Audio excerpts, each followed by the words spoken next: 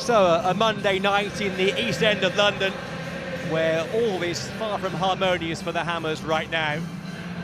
Before the game, the players take a knee to remind the watching world that discrimination has no place in our game and there is no room for racism.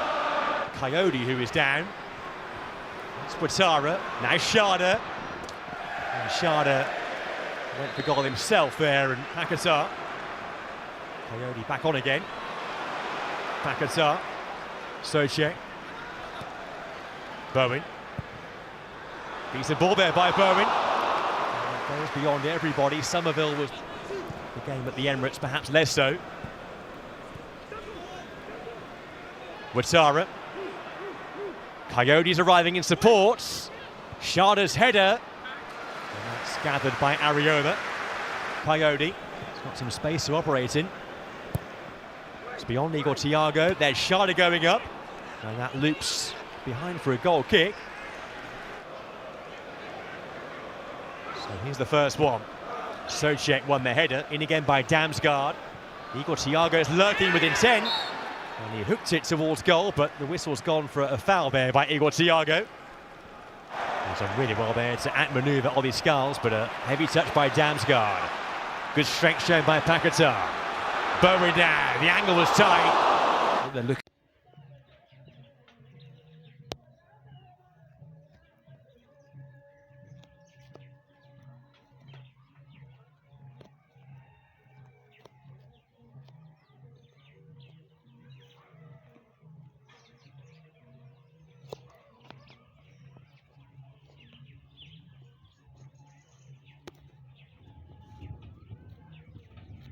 መስከረም 1 2018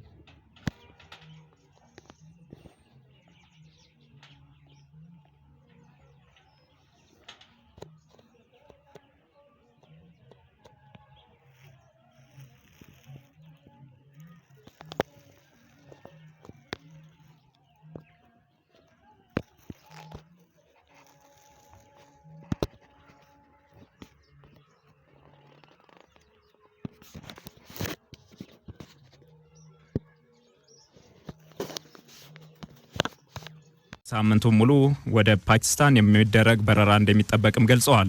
ይህንኑ ለማድረግም በቀጣይ በዚሁ ዙሪያ የሚደረጉ ተቋማዊ ግንኙነቶችን እና የንግድ ለንግድ ግንኙነቶችን የማጠናከር እንዲሁም ትስስሩን ወደ ተሻለ ደረጃ ለማድረስ ከፍተኛ ስራ እየተሰራ እንደሚገኝም ተናግረዋል። በቤንሻንጉል ከተመረተው አሳ ከ90 በመቶ በላይ የሚሆነው የተገኘው ከታላቁ ህዳሴ ግድብ መሆኑ ተነገረ። በቤንሻንጉል ጉሙዝ ክልል በ2017 በጀት ዓመት ባለፉት 10 ወራት ከ5000 ቶን በላይ የአሳ ምርት መመረቱን የክልሉ ግብርና ቢሮ አስታውቋል። ታላቁ የህዳሴ ግድብ ከኤሌክትሪክ ኃይል ማመንጨት ባሻገር ከፍተኛ የአሳ ሀብት ክምችት የሚገኝበት ሐይቅ መሆኑን ለአሃዱ የተናገሩት በክልሉ ግብርና ቢሮ የእንስሳትና አሳ ሀብት ልማት ዳይሬክቶሬት ዳይሬክተር ኃይሉ ይርጋ ወጣቶች በአሳ ማስገር ስራ እየተደራጁ መሆኑን ገልጸዋል። ሳምንቱን ሙሉ ወደ ፓኪስታን የሚደረግ በረራ እንደሚጠበቅም ገልጸዋል። ይህንኑ ለማድረግም በቀጣይ በዚሁ ዙሪያ የሚደረጉ ተቋማዊ ግንኙነቶችን እና የንግድ ለንግድ ግንኙነቶችን የማጠናከር እንዲሁም ትስስሩን ወደ ተሻለ ደረጃ ለማድረስ ከፍተኛ ስራ እየተሰራ እንደሚገኝም ተናግረዋል።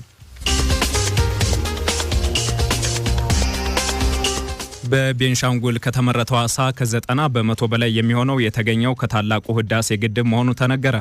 በቤንሻንጉል ጉሙዝ ክልል በ2017 በጀት ዓመት ባለፉት 10 ወራት ከ5000 ቶን በላይ የአሳ ምርት መመረቱን የክልሉ ግብርና ቢሮ አስታውቋል። ታላቁ የህዳሴ ግድብ ከኤሌክትሪክ ኃይል ማመንጨት ባሻገር ከፍተኛ የአሳ ሀብት ክምችት የሚገኝበት ሐይቅ መሆኑን ለአሃዱ የተናገሩት በክልሉ ግብርና ቢሮ የእንስሳትና አሳ ሀብት ልማት ዳይሬክቶሬት ዳይሬክተር ኃይሉ ይርጋ ወጣቶች በአሳ ማስገር ስራ እየተደራጁ መሆኑን ገልጸዋል። ሳምንቱን ሙሉ ወደ ፓኪስታን የሚደረግ በረራ እንደሚጠበቅም ገልጸዋል። ይህንኑ ለማድረግም በቀጣይ በዚሁ ዙሪያ የሚደረጉ ተቋማዊ ግንኙነቶችን እና የንግድ ለንግድ ግንኙነቶችን የማጠናከር እንዲሁም ትስስሩን ወደ ተሻለ ደረጃ ለማድረስ ከፍተኛ ስራ እየተሰራ እንደሚገኝም ተናግረዋል። በቤንሻንጉል ከተመረተው አሳ ከ90 በመቶ በላይ የሚሆነው የተገኘው ከታላቁ ህዳሴ ግድብ መሆኑ ተነገረ።